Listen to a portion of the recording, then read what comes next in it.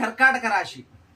ఈ రాశి వారికి రాజపూజ్యం 4, రాజావమానం 7, అదేవిధంగా ఆదాయం 2, వ్యయం 11గా ఉంది. ఈ కర్కాటక రాశికి 20 మార్చి నుంచి మొదలుకుంటే 25 మే వరకు మిథున రాశి లోపల అనుకూలమైనటువంటి స్థానంలో లేడు, కాబట్టి అనుకూల ఫలితాలు రావు.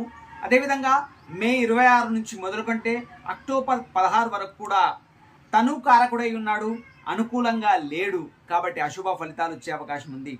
అక్టోబర్ 17 నుంచి మొదలుకుంటే ఫిబ్రవరి 14 వరకు ధనస్థానం లోపల 2వ స్థానం లోపల అనుకూలంగా ఉన్నాడు, కాబట్టి అక్టోబర్ 17 నుంచి ఫిబ్రవరి 14 వరకు గురుబలం అనుకూలంగా ఉంది, కాబట్టి వాళ్ళు అనుకున్నటువంటి కార్యక్రమాలన్నీ కూడా విజయవంతమవుతాయి. తర్వాత ఫిబ్రవరి 14 నుంచి మళ్ళీ సంవత్సరం చివరి వరకు కూడా అనుకూలంగా లేడు, కాబట్టి అశుభ ఫలితాలు వచ్చే అవకాశం ఉంది. ఇక కర్కాటక రాశికి శని భాగ్యాధిపతిగా ఉన్నాడు, కాబట్టి అనుకూలంగా లేడు, కాబట్టి అశుభ ఫలితాలు వస్తుంటాయి.